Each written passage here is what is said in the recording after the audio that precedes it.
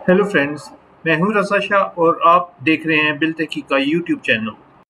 हम बात करने जा रहे हैं कि एमडीडी और एमडीआर में बुनियादी फ़र्क क्या है। एमडीडी और एमडीआर पे बात करने से पहले हम थोड़ा सा ये देख लेते हैं कि यूरोपियन यूनियन में डायरेक्टिव और रेगुलेशन से क्या मुराद है। ईयू डायरेक्टिव्स वो कवानीन हैं जो तमाम मेंबर स्टेट्स के ऊपर लागू हैं होंगे और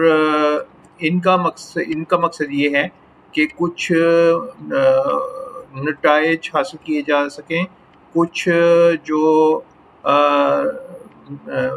रिक्वायरमेंट्स हैं वो पूरी की जा सकें और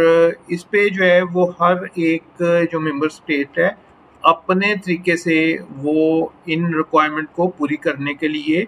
जो है वो कानून साजी करेगी और उसकी जो कानून साज अदारे हैं वो इसके लिए कवानीन बनाएंगे ताकि जो भी जो डेडलाइन दी गई है उस डेडलाइन तक ये सारी रिक्वायरमेंट्स जो है वो पूरी हो सकें। जो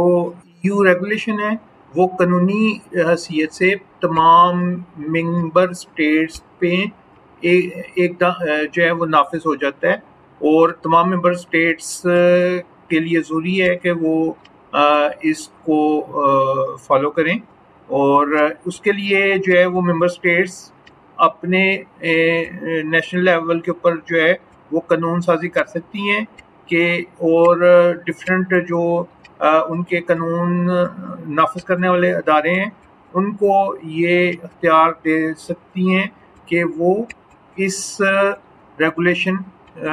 की इन्फोर्समेंट को इंश्योर करें।